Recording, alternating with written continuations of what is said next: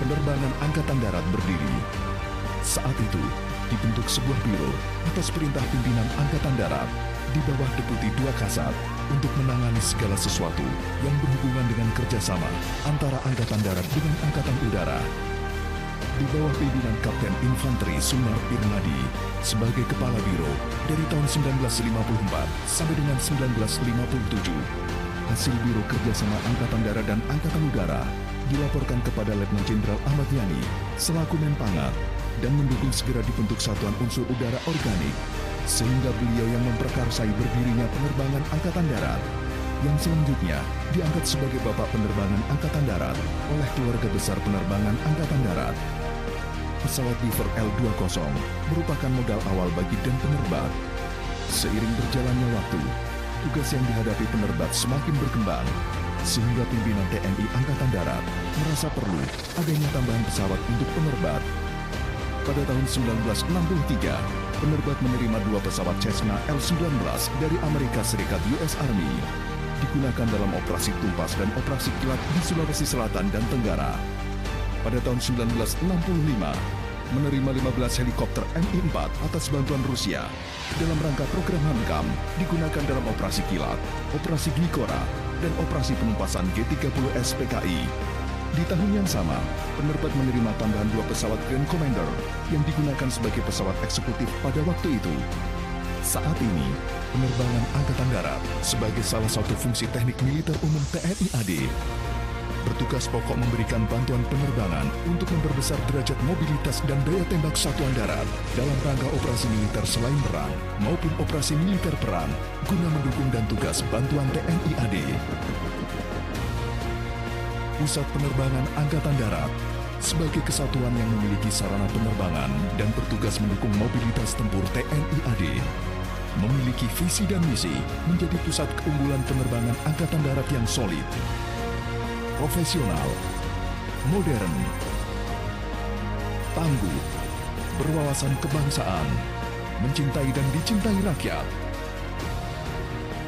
Penerbangan Angkatan Darat memiliki kekuatan 5 skadron dan 1 pusat pendidikan di bawah kendali Pusat Penerbangan Angkatan Darat dan 1 bengkus penerbat atau bengkel pusat penerbangan. Skadron 11, Serbu, Amur Amarajaya, bermarkas di Lanumat Ahmad Yani Semarang, Jawa Tengah, yang memiliki helikopter Bell 412, Bell 205, Bolko 105, dan AH-64 Guardian Apache. Skadron 12, Serbu, Amur Jaya Yuda, bermarkas di Lanumat Gatot Subroto Waituba, Waikanan, Lampung, memiliki helikopter Fennec AS-550, Bolko 105, dan Bell 412. Skadron 13, Serbu, Amor Balatama Yuda, bermarkas di kawasan Bandar Udara Internasional Kalimarau, Teluk Bayur Berau, Kalimantan Timur, memiliki helikopter Bell 412 dan Fennec AS-555. Skadron 21, Sema, Akasa Akraya Yuda, merupakan skadron serbaguna yang bermarkas di Pangkalan Udara Pondok Cabe, Tanggerang Selatan, Banten. Memiliki beberapa helikopter serang dan angkut, yaitu helikopter Bell 412 dan Bolko 105, serta pesawat sayap tetap, yaitu Kasa M212 Aviokar dan Beechcraft Linear 1. Skadron 31, Serbu, Amur Yuda Sakti, bermarkas di Lanumat Ahmad Yani Semarang, Jawa Tengah, memiliki helikopter Mi-17V5 dan Mi-35P. Pusat Pendidikan Penerbangan Angkatan Darat yang bermarkas di Lanumat Ahmad Yani Semarang merupakan badan pelaksana pendidikan yang secara organik dan administratif berada di bawah Pus Penerbat.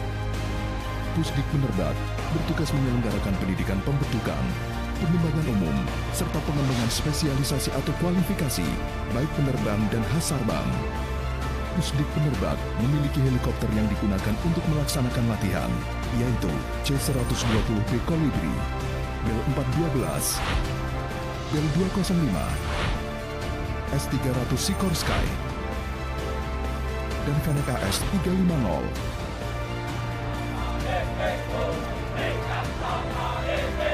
Bengpus Penerbat atau Bengkel Pusat Penerbangan Angkatan Darat merupakan tempat yang menyediakan ruang dan peralatan, melakukan konstruksi atau manufaktur, dan memperbaiki alutsista yang dimiliki penerbat jika terjadi kerusakan pada pesawat atau helikopter. Lanumat Ahmad Yani Semarang dan Lanudat Gatot Subroto Waituba sebagai unsur pelayanan terhadap pesawat-pesawat militer dan non-militer, pemadam kebakaran, dukungan VIP, mobile tower, mengelola dan merawat fasilitas bandara, serta sebagai pemandu lalu lintas penerbangan. Sesuai dengan doktrin TNI AD sebagai unsur bantuan tempur, fungsi penerbat yaitu tembakan,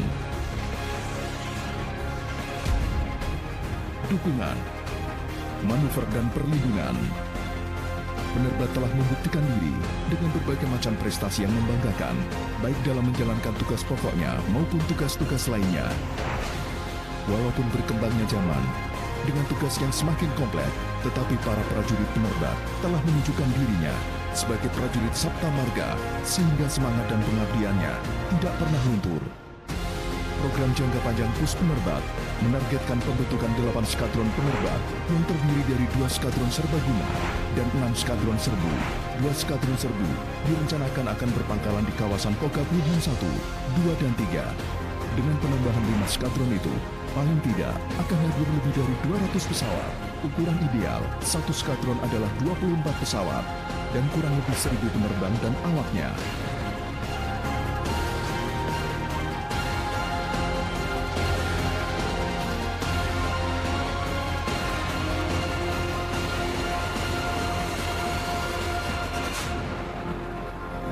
Wira Amur.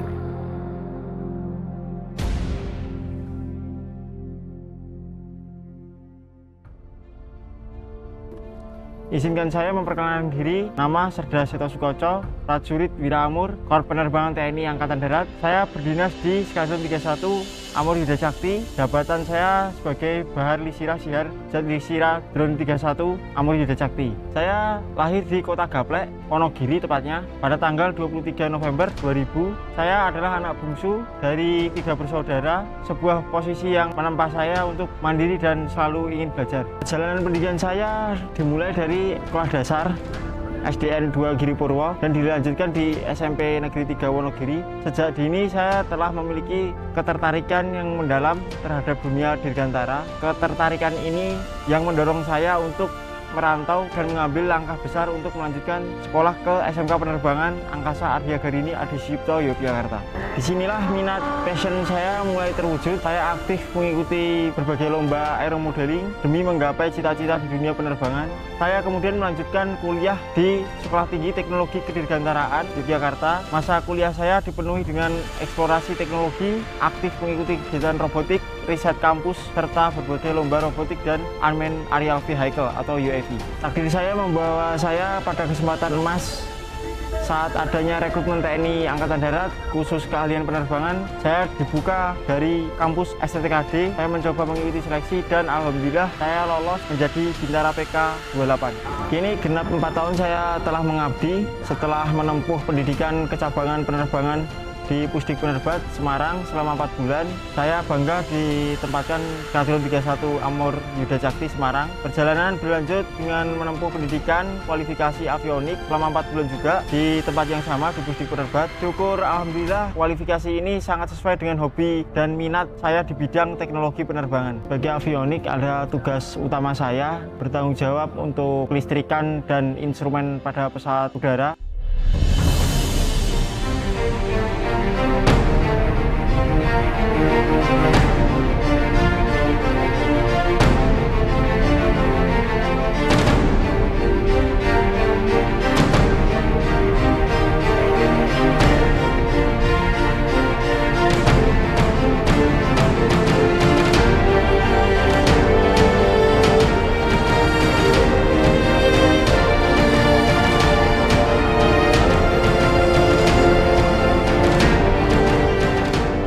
Juga merangkap sebagai tim penerangan di kantor. Tugas ini sangat saya nikmati karena melibatkan dokumentasi kegiatan dan mengekspos kegiatan satuan adalah hobi saya juga, fotografer dan videografer. Rasanya sungguh menyenangkan bisa bekerja dan berkarya sesuai passion yang saya jalani saat ini. Semangat dan inovasi dan riset yang saya bawa dari bangku sekolah dan bangku kuliah terus menyala sampai dengan saat ini. Pada tahun 2023 dan 2024 saya sempat mengikuti lomba inovasi teknologi KCT dan KTI tingkat TNI AD yang diselenggarakan oleh Litbang AD. Kami merancang sebuah drone untuk kebutuhan TNI Angkatan Darat meskipun pada saat itu belum sesuai dengan kebutuhan di lapangan. Berbekal pembelajaran dari dinamika perang modern yang semakin mengandalkan drone, pada tahun 2025 saya kembali mengikuti lomba tersebut dengan semangat yang sama namun dengan merancang drone yang benar-benar fokus pada kebutuhan lapangan TNI Angkatan Darat dengan mendesain airframe, sistem elektrikal, sistem navigasi, dan penggunaan software yang mengendalikan dan memantau drone tersebut. Syukur alhamdulillah, kerja keras dan riset yang mendalam membuahkan hasil membanggakan. Kami berhasil meraih juara 3 tingkat TNI AD pada tahun 2025. Rasa takut yang sesungguhnya bukanlah takut yang akan kegagalan, melainkan takut jika kita tidak mencoba apapun hingga akhirnya tidak bisa apa-apa. Terima kasih.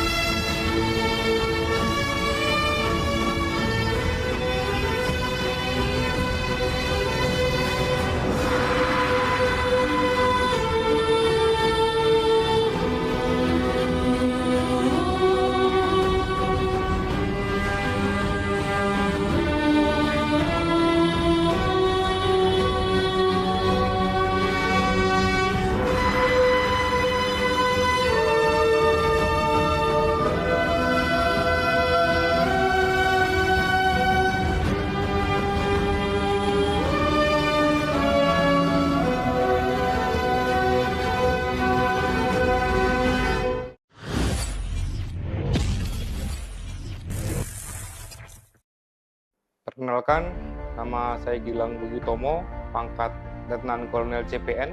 Kami abiturien Akademi Militer tahun 2008. Kami masuk ke Korps Penerbangan TNI AD mulai tahun 2009. Kemudian kami merintis karir di Skadron 31 Amur Wijaya Sakti mulai 2010 sebagai penerbang 2 MQ-17. Skadron 31 merupakan skadron yang mengoperasikan dua jenis helikopter, yaitu Mi-17 sebagai heli serbu dan Mi-35 sebagai heli serang. Dua heli tersebut memiliki teknologi canggih sebagai helikopter angkut dan helikopter tempur. Helikopter tersebut merupakan buatan Rusia yang terkenal tangguh dan memiliki kemudahan dalam perawatan, sehingga banyak sekali misi-misi dari Skadron 31 untuk mendukung kegiatan pertahanan. Kemudian kami juga beroperasi di perbatasan Indonesia dengan negara lain. Skadron 31 juga pernah mendukung kegiatan perdamaian dunia di Afrika Barat, khususnya di negara Mali, sebagai satuan tugas udara pertama dari TNI yang bertugas di bawah bendera PBB. Setelah 9 tahun kami menjabat di Skadron 31, kami sempat bertugas ke Pus Penerbat di bidang latihan. Kemudian setelah kami melaksanakan sekolah sesko angkatan, kami kembali lagi ke Skadron 31 Amrujaya Sakti sebagai wakil komandan skadron mulai bulan Juli 2025 sampai dengan sekarang. Tentu ini merupakan kabar gembira bagi kami, seluruh keluarga besar Skadron 31 Amrujaya Sakti, karena Serda Seto Sukoco telah meraih juara 3 dalam lomba karya tulis ilmiah dan karya cipta teknologi yang diselenggarakan oleh Disditbang Angkatan Darat. Serda Seto dalam kesibukannya sebagai personel bintara di Skadron 31 Amrujaya Sakti, yang bersangkutan juga melaksanakan riset untuk mengembangkan teknologi drone yang berupa teknologi drone militer multi-role. Yang membuat kami bangga dan terharu adalah dalam melaksanakan riset dan inovasi tersebut, Serda Seto menggunakan dana pribadi. Saya cukup surprise tentang itu. Sebelumnya ketika kami telah masuk di sini, kami tanya ke yang bersangkutan bahwa ternyata pengembangan inovasi tersebut telah lama dirintis dan ternyata membutuhkan dana yang besar. Itu perlu dicontoh untuk rekan-rekan yang lain, merupakan suatu dedikasi dan pengorbanan yang tidak sedikit, baik secara material maupun waktu. Benar sekali, untuk Serda Sukoco ini memiliki kompetensi ganda, bahkan multi, karena selain berkualifikasi sebagai avionik, yang sehari-hari dia memelihara helikopter, terutama di bidang elektronika dan persenjataan, Serda Sukoco ini juga tergabung dalam tim penerangan yang bertanggung jawab atas seluruh media, khususnya pemberitaan tentang Skadron 31. Di luar kantor pun, Serda Sukoco ini memiliki kemampuan atau kelebihan yang dia tularkan kepada generasi muda. Dia mengajar di SMK Penerbangan Semarang, membawakan beberapa materi pelajaran khususnya di bidang penerbangan. Jadi ini sinergi dengan tugasnya, juga selain membangun pertahanan negara, dia juga masih peduli dengan pembangunan karakter dan pendidikan generasi muda. Harapan saya jelas dan tegas, kita ketahui bersama bahwa Skadron 31 Amrujaya Sakti mengoperasikan alutsista berteknologi tinggi, sehingga dengan prestasi dari Seto Sukoco, kami mengimbau bahwa seluruh prajurit khususnya di Skadron 31 Amrujaya Sakti dapat mengikuti jejaknya, terus berinovasi, terus berkarya, terus belajar, dan selalu mengembangkan diri, sehingga seluruh kemampuan dari Skadron 31 akan terus bertumbuh. Senada dengan kebijakan Bapak Presiden Prabowo bahwa Indonesia membutuhkan ketahanan pangan, Skadron 31 telah merintis untuk ketahanan pangan. Kami mulai membangun bidang pertanian, perikanan, dan peternakan. Kami menggandeng Serda Sukoco untuk mensupervisi pertanian, perikanan, dan peternakan tersebut berbasis teknologi maju. Seperti contohnya bahwa di pertanian kami akan memanfaatkan drone pertanian yang bisa melaksanakan penyiraman pupuk, kemudian penyiraman pestisida, kemudian di teknologi lain di peternakan dan perikanan kami kebetulan di sekitar area kami banyak hama seperti musang, kemudian biawak. Kami membuat atau merancang bahwa kita bisa memproteksi untuk perikanan kita dengan early warning. Jadi apabila ada hama yang mendekat, kami memberikan tanda atau bunyi-bunyian yang membuat hewan itu tidak nyaman dan tidak mendekat di tempat kita. Untuk di peternakan kami meminta Sedasa Sukoco untuk bisa memberikan beberapa teknologi untuk memonitor termasuk aplikasi untuk keluar masuk pakan, hasil peternakan, kemudian memonitor keadaan hewan ternak kami supaya berkembang secara efektif dan dapat memberikan nilai ekonomis pada hasil yang kita harapkan.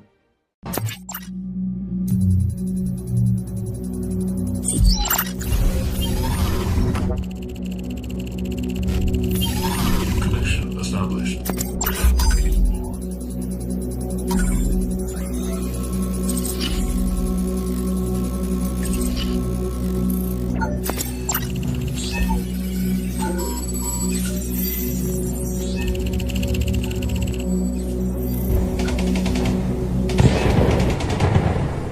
Perang Vietnam tahun 1959 banyak menjadi acuan dalam pola peperangan negara-negara di dunia kala itu. Efektivitas dan mobilitas tinggi dalam kancah peperangan adalah poin strategis untuk penguasaan sebuah wilayah. Lahirnya doktrin perang yaitu Heliborne Troops atau Air Mobile merupakan produk strategi pertempuran kala itu.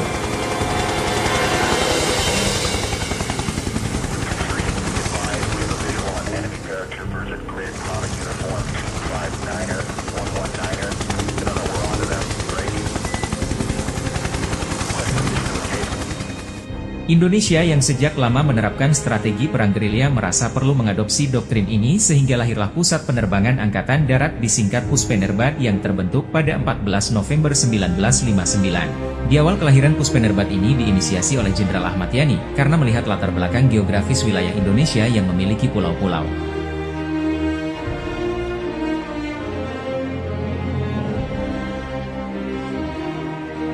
Adanya satuan penerbat ini tentu memberikan kecepatan mobilitas pasukan dan barang yang efektif dalam menangani situasi darurat karena berada di bawah langsung Kepala Staf Angkatan Darat.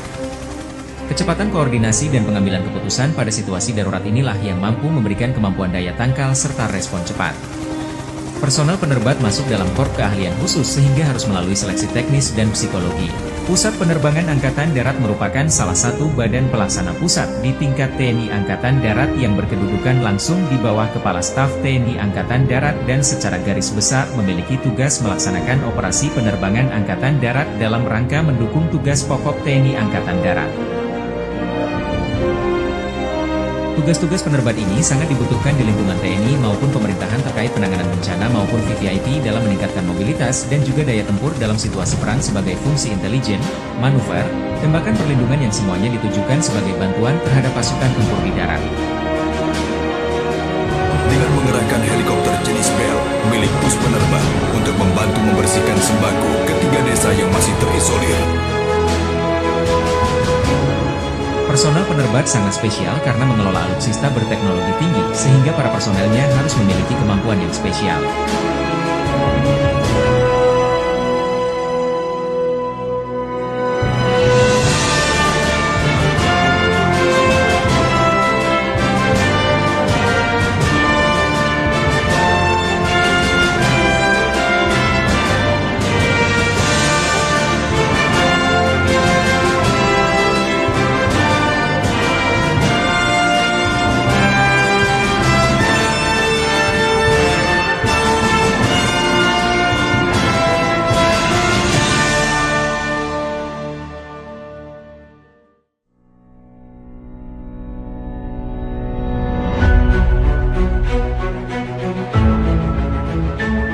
adalah Maijen TNI Zainuddin yang kini dipercaya untuk memimpin Satuan Puspenerbat sejak 20 Agustus 2024. Bekal pengalaman hidup kala remaja memberikan sentuhan seni kepemimpinan tersendiri kala ia menempati jabatan tertentu. Pribadi yang tenang dan penuh gagasan-gagasan cemerlang telah ia buktikan dalam karir kemiliteran. Ketika situasi darurat bencana nasional pandemi COVID-19 merebak di banyak wilayah, ia tampil sebagai teladan penanganan pandemi tersebut hingga mendapatkan apresiasi dari Times Indonesia yaitu Positive News Maker ATI tahun 2020. Kemampuannya sebagai pemimpin ia sajikan untuk menyatukan semua sumber daya pada penanganan COVID-19 di wilayah Malang Raya kala itu. Di sisi lain, ketertarikannya terhadap nilai-nilai kesejarahan turut memberikan andil pada sosok Maijen TNI Zainuddin. Kebesaran Nusantara yang dibangun oleh kerajaan-kerajaan bumi pertiwi serta tokoh-tokoh besar nasional banyak memberi inspirasi terhadap dirinya.